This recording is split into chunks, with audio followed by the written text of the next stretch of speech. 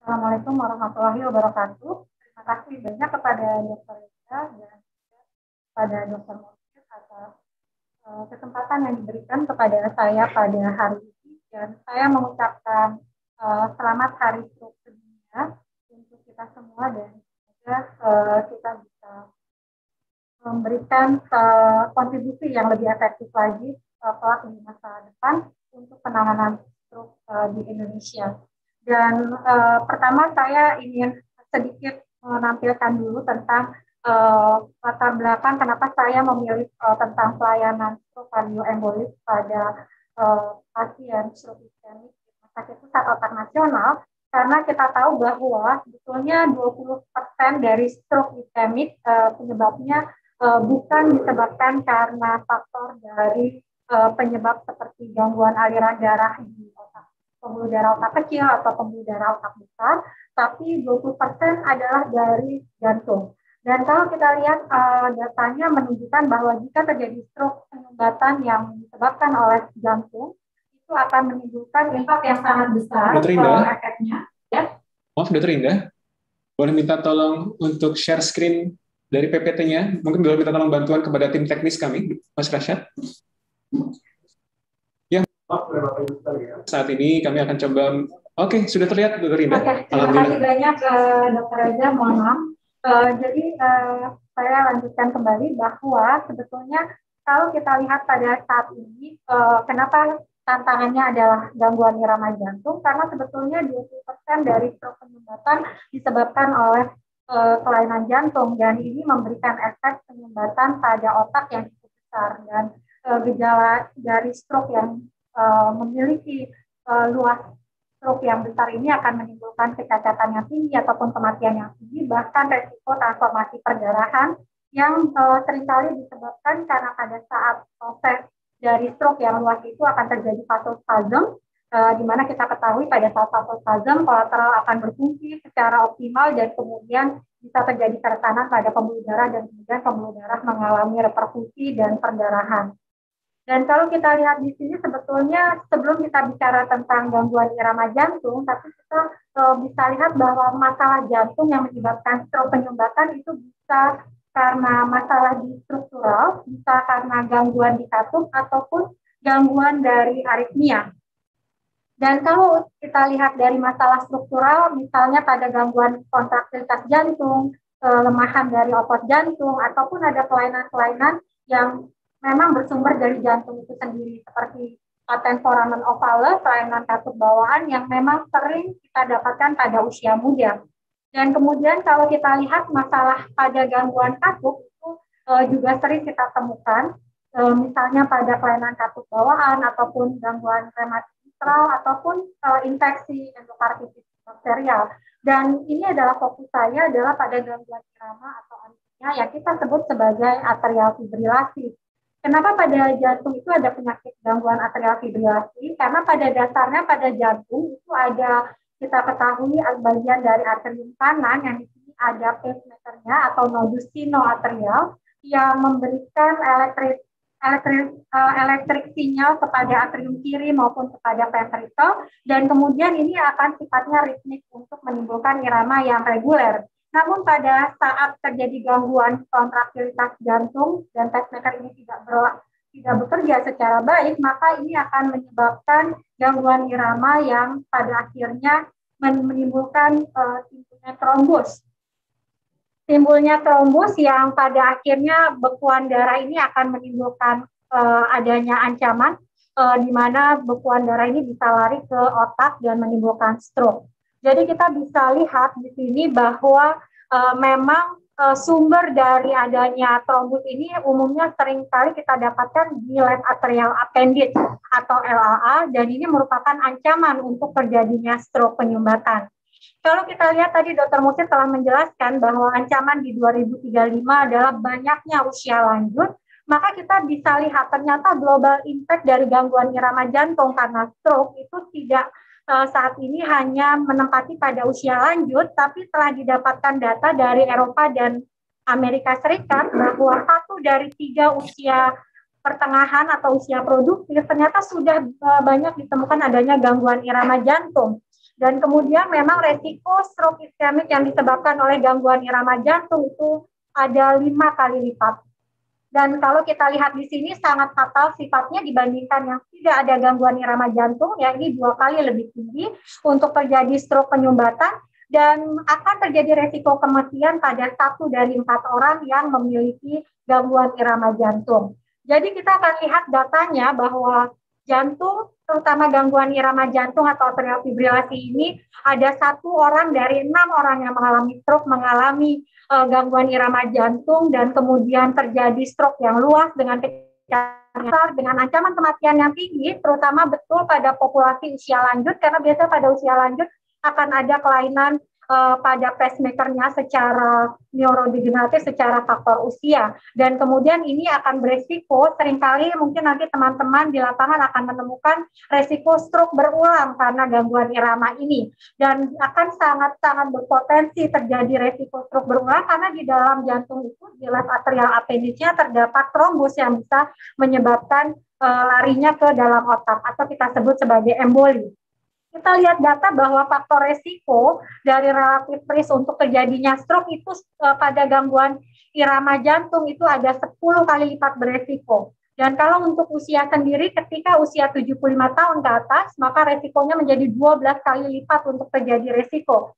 Kalau kita bandingkan lagi dengan faktor-faktor lain, misalnya hipertensi dan usia 65-74, ini kisarannya hampir sama, 6-7 kali, dibandingkan faktor klasik yang kita sering temukan pada pasien stroke, yaitu merokok, diabetes, obesitas, dan hiperlipidemia yang hanya 2 kali lipat. Jadi sebetulnya atensi kita pada atrial fibrilasi kali ini menjadi sesuatu yang sangat penting kita lakukan terhadap pasien. Dan ini adalah bagaimana kita bisa melihat proporsi atrial fibrilasi dibandingkan usia. Memang akan jauh lebih tinggi pada usia lanjut, di mana WHO menyebutkan usia lanjut saat ini adalah 80 tahun ke atas. Jadi kita akan melihat bahwa konsentrasi sangat tinggi beresiko pada usia di atas 80 tahun. Dan ketika umur semakin meningkat, baik pada mereka perempuan maupun laki yang memiliki gangguan irama jantung, memiliki resiko yang lebih tinggi untuk terjadinya kematian dibandingkan mereka yang tidak memiliki gangguan irama jantung. Dan kalau kita lihat di sini bagaimana antisipasi data yang sudah dilakukan di Australia, di Adelaide Stroke Study maupun di Swedia, yang Swedish Stroke Study, menunjukkan bahwa masih banyak sekali kita tidak mendapatkan adanya penyebab atrial fibrilasi yang seharusnya ada pada pasien. Dan kalau kita lihat datanya sendiri di UK, bahwa ternyata ada sekitar 7.100 yang seharusnya bisa dicegah dari stroke. Jadi sebetulnya ancaman ini bukan ancaman yang kecil nilainya, karena kalau kita lihat data ini seharusnya ini tidak hanya menjadi tugas dari dokter-dokter kardiolog, tapi saya rasa semua tenaga kesehatan juga sudah mulai memberikan concern terhadap adanya gangguan irama jantung ini. Dan kalau kita lihat walaupun telah melakukan pengobatan yang sangat baik terhadap atrial fibrilasi ini pun masih cukup tinggi untuk kejadian angka stroke. Dan kalau kita lihat dengan adanya COVID dan kemudian proses lockdown, ternyata data menunjukkan bahwa banyak sekali data dari 1 tahun terakhir ini yang dilihat adanya 47% penurunan kemampuan mendeteksi adanya gangguan irama jantung karena banyaknya yang ada di rumah dan tidak bisa ke rumah sakit. Dan kalau kita lihat data dari 2020 ini, sebetulnya 10% meningkat diagnosanya secara virtual, dan yang ditemukan adalah banyak pada usia muda, baik terkait dengan penyakit-penyakit bawaan, ataupun juga misalnya penyakit kanker, gagal jantung, ataupun penyakit vaskular lainnya. Dan kalau kita lihat dari semua data itu, ancamannya menjadi sangat tinggi untuk terjadi stroke iskemik, yaitu sekitar 41%. Jadi data update terbaru ini menunjukkan bahwa pelayanan stroke kardioemboli khususnya pada atrial fibrilasi menjadi concern kita saat ini. Dan bagaimana sebetulnya kita bisa mendeteksi? Yang paling mudah adalah dari yang Allah berikan kepada kita, dengan 2 jari kita letakkan pada wrist kita dan kemudian kita lihat irama kita teratur atau tidak. Kadang-kadang kita bisa mengantisipasinya dengan melihat keluhan seperti napas pendek ataupun rasa gerdek atau rasa nggak enak di dada yang disebabkan karena gangguan irama jantung. Dan kalau kita lihat sekarang banyak sekali smartwatch yang menyediakan adanya gambaran irama pada misalnya Apple, itu smartphone yang sudah menyiapkan salah satu device untuk gangguan irama jantung.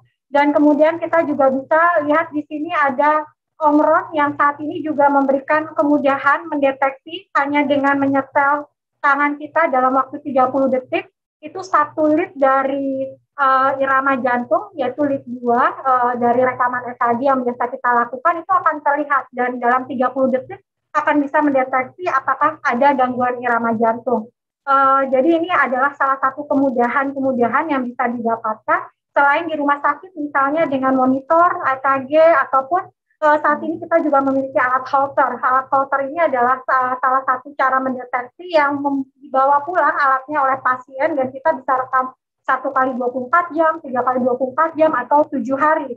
Dan kalau sudah sampai 1-2 minggu kita bisa menggunakan patch spider untuk merekam dari gangguan irama jantung. Ataupun kalau kita tidak dapatkan dalam waktu 2 minggu, kita bisa melihat 1, 2, 3 tahun atau sampai 5 tahun dengan memasang di bawah subkutan alat chip yang bisa nanti direkam untuk melihat ada tidaknya gangguan irama jantung. Nah, di Rumah Sakit Pusat Otak Nasional ini sendiri kita berharap bahwa penanganan stroke dilakukan secara terpadu, mulai dari pencegahan, pengobatan, restorasi, dan rehabilitasi yang tentunya pendekatannya secara multidisiplin seperti yang saat ini kita lakukan dalam webinar ini. Dan kalau kita lihat di sini pada gangguan aritmia atau irama jantung, yang kami coba lakukan dalam konsep ini ke depannya adalah dengan menyiapkan tentunya tenaga medis yang menjadi inti dari tim ini adalah spesialis saraf atau stroke spesialis dengan perawat mahir stroke yang nantinya kita minta belajar lebih banyak tentang stroke kardioemboli, dan tentunya kami memiliki dokter jantung yang ada di sini, dan tim tambahan yang ada seperti dari spesialis penyakit dalam, karena seringkali kita temukan gangguan irama jantung yang tidak murni dari gangguan irama jantung, tapi misal dari diabetes dan tiroid, ataupun adanya gangguan tidur, obstructive sleep apnea juga bisa menimbulkan gangguan irama jantung, dan obesitas yang menyebabkan kita harus merefer pada ahli. Dan kemudian kita juga punya ahli neurorestorasi untuk memulihkan kondisi pasien, dan sebetulnya gangguan irama jantung juga bisa menyebabkan demensia pada saat ini yang menjadi concern kita juga saat ini. Dan bagaimana kita mengantisipasi semua dari faktor resiko stroke, baik merokok, gangguan dari kolesterol, hipertensi, untuk semuanya bekerja sama bersama dengan farmasi ataupun dokter yang ada di puskesmas dan maupun dokter keluarga. Jadi tim ini menjadi sangat penting untuk menjadikan program individual pasca rawat menjadi lebih baik pada pasien. Nah, ini adalah yang tadi saya sampaikan, concern bahwa ternyata aritmia atau atrial fibrilasi ini sangat berhubungan dengan demensia. Dan kalau kita lihat variasinya bisa meningkatkan 1-5 kali beresiko terjadinya gangguan memori, dan ini sangat-sangat disayangkan kalau kita tidak bisa mengantisipasi dari awal. Dan ini saya hanya ingin mengingatkan kembali bahwa atrial fibrilasi multikompleks penyebabnya bisa dari jantung, bisa dari diabetes yang efek dari faktor resiko yang lainnya, misalnya obesitas, ataupun gangguan tiroid, gangguan tidur dari obstructive sleep apnea, dan juga bisa juga dari genetik, misalnya kelainan struktur bawaan jantung ataupun perubahan fungsi ion dari jantung itu sendiri. Nah, tapi kita harus ketahui gangguan irama jantung juga bisa muncul karena penyebab yang lain, misalnya dari paru ada gangguan obstruktif paru, infeksi paru, ataupun emboli paru, ataupun gangguan metabolik seperti tiroid atau gangguan elektrolit, kelainan toksik seperti alkohol, kelainan dari hipertensi dan penyakit jantung iskemik dari koroner dan yang lainnya yang bisa menimbulkan gangguan irama jantung. Saya hanya sekilas ingin memberitahu bahwa terapi ini awalnya datang dengan terapi heparin pada pasien atrial fibrilasi, dan kemudian ternyata banyak sekali pilihan obat selain heparin saat ini, bisa low molecular weight heparin ataupun pilihan dari yang saat ini kita berikan misalnya warfarin. Namun guideline terbaru menyarankan untuk atrial fibrilasi pada pasien kita berikan direct oral antikoagulan. Di sini ada salah satunya adalah apixaban, kemudian ada rivaroxaban, edoxaban, yang juga bisa kita pilih pada pasien ataupun dabigatran. Dan kemudian resiko terjadinya perdarahan dalam 12-4 hari pasca stroke itu harus karena memang stroke-nya sangat luas, dan manajemen dari proses pengobatan ini adalah mengantisipasi dari gangguan rate, gangguan ritme, dan kemudian mengontrol faktor risiko untuk menghindari terjadinya stroke. Jadi kalau teman-teman semua sering melihat kita menangani pasien dengan menganamnesa dan kemudian mencari tahu dari faktor resikonya, apakah ada gangguan dari tensi, gangguan kolesterol, gula darah, ataupun gangguan irama, dan kemudian kita menstratifikasinya dengan memberikan obat. Namun saat ini kita punya formulir penilaian resiko stroke yang teman-teman di lapangan bisa centang-centang saja untuk melihat apakah pasiennya resiko tinggi, hati-hati karena resikonya sudah sedang atau resiko rendah pada pasien. Dan ini sangat-sangat baik untuk diberikan kepada para pasien. Jadi apa yang harus dilakukan? Yakni mengantisipasi berat badan dengan BMI-nya kurang dari 27, dengan olahraga 30 menit 3-4 kali seminggu, dengan mengantisipasi kolesterol kurang dari 70, HbA1c kurang dari 6,5, hipertensi kurang dari 130/80, itu harus menjadi target, dan pada saat olahraga target tensi adalah kurang dari 200/100, dan jika memiliki obstructive sleep apnea, maka berikan CPAP atau device yang untuk menghindari terjadinya sleep apnea pada mereka yang mendapatkan adanya apnea holding index lebih dari 30 per jam. Dengan demikian berakhir presentasi saya pada yang ini. Mudah-mudahan bermanfaat ilmu yang kita berikan pada siang ini untuk mengantisipasi stroke ke depan harinya bisa menjadi yang nomor 1 di Indonesia. Terima kasih.